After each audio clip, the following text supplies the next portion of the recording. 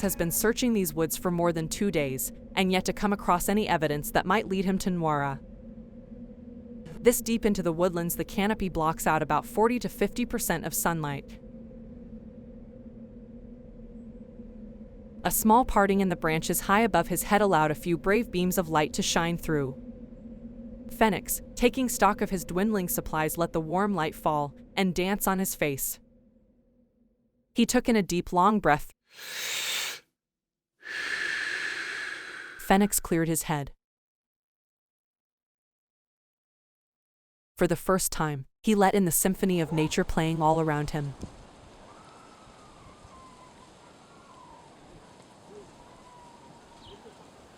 The whistling air passed through branches dozens of feet overhead.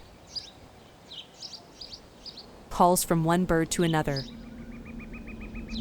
down to the blades of wild grass turning in the breeze. Fenix, straining to make out something from the wind, hears shrill, helpless screaming coming from deep within the woods. He darts off in the direction of the cries, but after covering just a few yards, he abruptly stops. His gaze is fixed on the upper tree line. A piece of frayed fabric hung from a branch. Noira. As he said her name, assuring himself this was a clue that would lead him to his missing friend, he heard the distant sound of someone or something thrashing through the overgrowth. Fenix grew panicked at the thought of who or what could be making those noises, moving so fiercely in his direction. Stumbling backward, he lost his balance and falls into an altogether worse situation. He is up to his neck in a teal leafy bush. The leaves seem to be coated in sticky, moist sap adhering to his clothing and skin. Rancor shrub.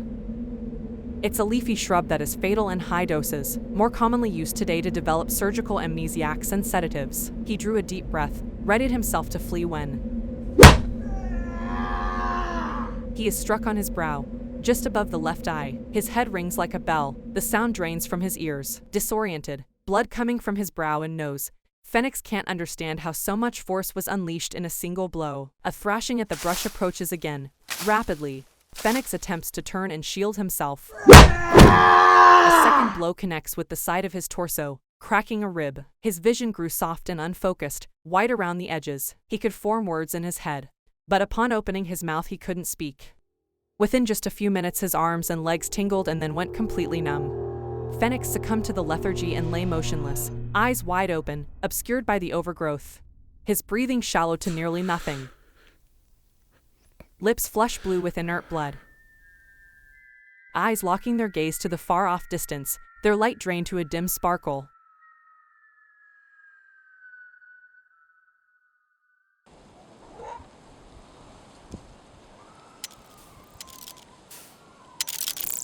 The quiet hiss of small mechanical devices faded in from the background, tiny machinery twirling and spinning and clicking. Staring at Fenix was a mosaic of small glass squares and a brass housing curved around one ear to the other, obscuring all facial features. Fenix, barely cogent, registered what he thought was a dream or an alien encounter. There was a long pause, perhaps to examine surroundings, evaluate any potential trap or danger, and decide on the next move. The glass and brass-clad figure stood studying the boy dying in the rancor shrub, then with a single swift gesture took firm hold of his ankles and dragged Fenix across the woods, to her chambers, whipping the door shut and throwing the lock down behind them.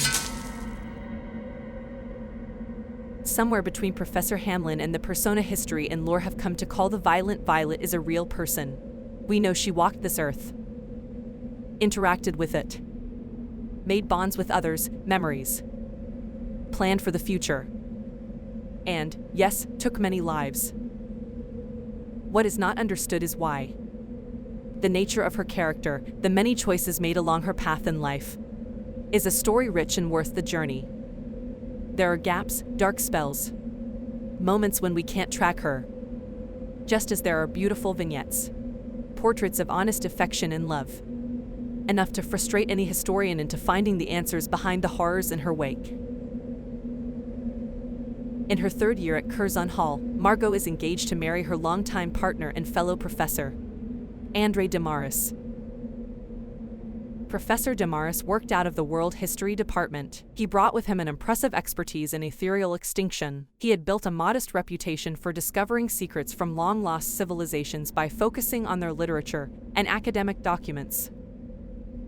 Some 8 to 12 months into their engagement saw the couple facing disharmony. Andre had been harboring a colossal secret. His was the blood of royal heritage. He had concealed this from everyone in hopes of preventing any prejudice of his character. He was second in the line of royal succession to the seat of Supreme Chancellor. The thought of him ever rising to his father's throne was statistically laughable. All that changed when, with the outbreak, the ethereal pathogen that tore through the region would claim millions of lives, Andre's father and brother included. Thus, virtually overnight, thrusting Andre to the seat of power in his homeland, and ripping him from the life he and Margot had barely began to build.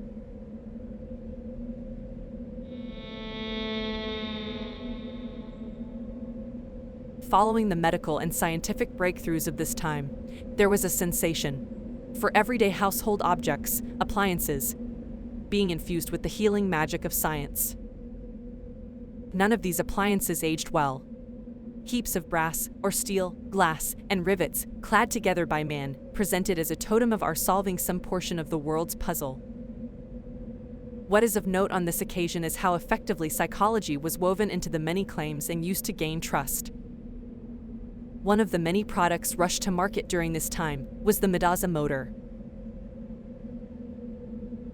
It remains a beautiful appliance even by today's measure. The taper was designed so as to be flat on the bottom, allowing the top of the device to be angled toward the user. It was claimed the Medaza and devices like it, through the use of chromatic overstimulation, could affect one's mood. Long-term exposure could even alter one's demeanor permanently.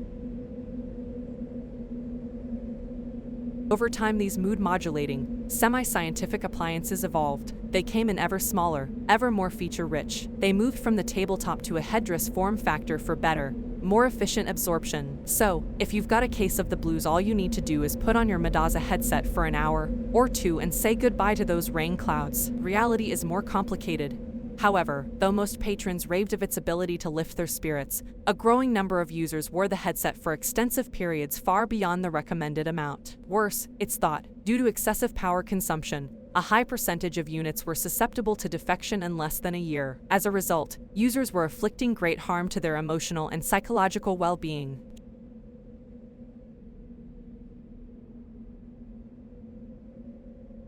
Journal entries made by Margot around the time Andre returned to his family's palace tell of a chance encounter with an old friend and fellow academic instructor by the name of Sorrent. The two had become frequent lunch dates. On one of these occasions, Sorrent gifted Margot with a Medaza headset. In fact, it was an older unit that hadn't any further use for.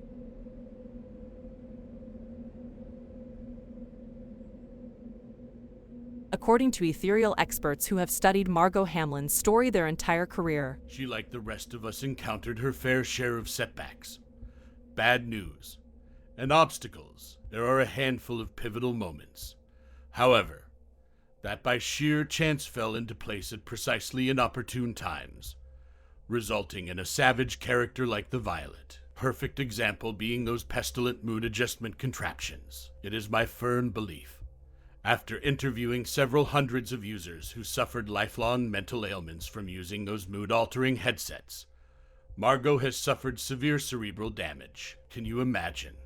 A device like the Medaza worn non-stop, day in, day out, week upon week, disassembling and rewiring her mind with free rein until any part of Margot's original humanity has been scrambled beyond recognition. And, with her partner hundreds of miles away, preoccupied with leading his country through an outbreak, she was left all to herself. A sad, but perfect set of circumstances that have given us a monster from an otherwise ordinary maiden.